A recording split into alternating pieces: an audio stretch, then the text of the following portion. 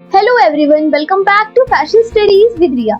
I hope you all are doing well. Today we are starting chapter 2, Introduction to Fibers, Dyeing and Printing. This chapter is very important because before understanding fabrics, dyeing and printing, we must first understand textile fibers, as every fabric begins with a fiber. And in this video, we will learn what is a textile fiber, classification of textile fibers, natural fibers, cotton fiber.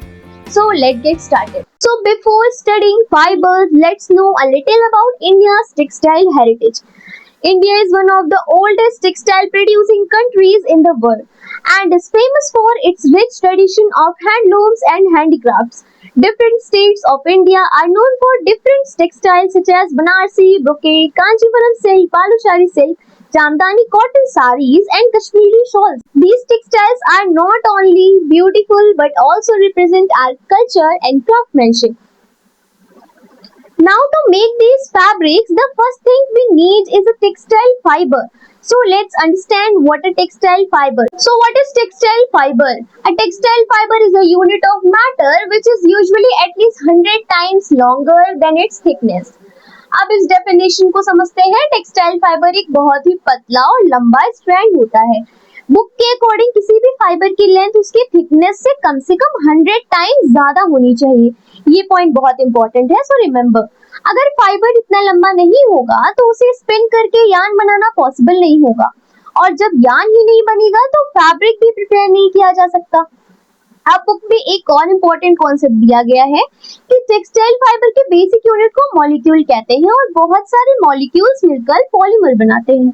ये दोनों keywords बहुत ही important है, molecule और polymer. अब सवाल आता है कि पॉलीमर का रोल क्या है।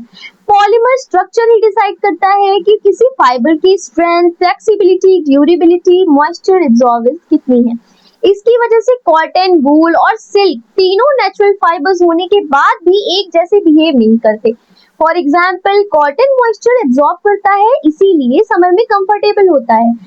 वूल बॉडी हीट को रिटेन करता है, इसलिए विंटर वेयर में यूज होता है। और सिल्क नेचुरली लस्ट्रस होता है, इसलिए एक्सपेंसिव गारमेंट्स और पार्टी वेयर में यूज किया जाता है। और रिमेम्बर, डेफिनेशन के साथ साथ मॉलिक्यूल, पॉलीमर, स्ट्रेंथ और मॉइस्चर एब्जॉर्बेंसी जैसे कीवर्ड जरूर याद रखिए। Classification of textile fibres. Textile fibres are broadly classified into natural fibre and man made fibres. अब बात करते हैं क्लासिफिकेशन ऑफ टेक्सटाइल फाइबर्स की, जिसमें बुक के अकॉर्डिंग टेक्सटाइल फाइबर्स को मेनली दो कैटेगरीज में डिवाइड किया गया है, natural fibres and man made fibres. सबसे पहले नेचुरल फाइबर्स को समझते हैं। नेचुरल फाइबर्स हमें डायरेक्टली नेचर से मिलते हैं, which is obtained from nature. ये प्लांट्स, एनिमल्स और मिनरल्स से ऑब्टेन किए जाते हैं। इनमें ज्यादा केमिकल प्रोसेसिंग की जरूरत नहीं होती। दूसरी कैटेगरी में है मैन मेड फाइबर्स। इन्हें फैक्ट्रीज में केमिकल्स और पॉलीमर्स की हेल्प से मैन्युफैक्चर किया जाता है। इन फाइबर्स को स्पेसिफिक प्रॉपर्टीज देने के लिए साइंटिफिक प्रोसेस का यूज किया जाता है। अब हर कैटेगरी को एग्जांपल्स के थ्रू देखते हैं। सबसे पहले आते हैं plant fibres. Plant fibre mainly cellulose से बने होते हैं। इनके एग्जांपल्स हैं cotton, jute, flax, hemp, banana fibre और पिना फाइबर। अब बात करते हैं एनिमल फाइबर की। एनिमल फाइबर्स मेनली प्रोटीन से बने होते हैं। एग्जांपल है wool, silk, mohair, cashmere and camel hair.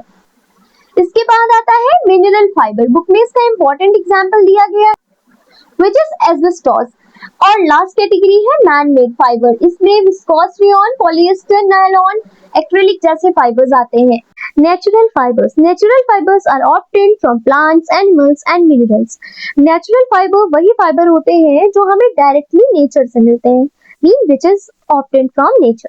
ये जनरली कंफर्टेबल, ब्रीदेबल और बायोडिग्रेडेबल भी होते हैं। बुक के अकॉर्डिंग नेचुरल फाइबर्स को उनकी सोर्स के बेसिस पर 3 ग्रुप्स में डिवाइड किया गया है, जैसे कि प्लांट फाइबर, ये प्लांट से ऑब्टेन किए जाते हैं, cotton, jute, flax for example.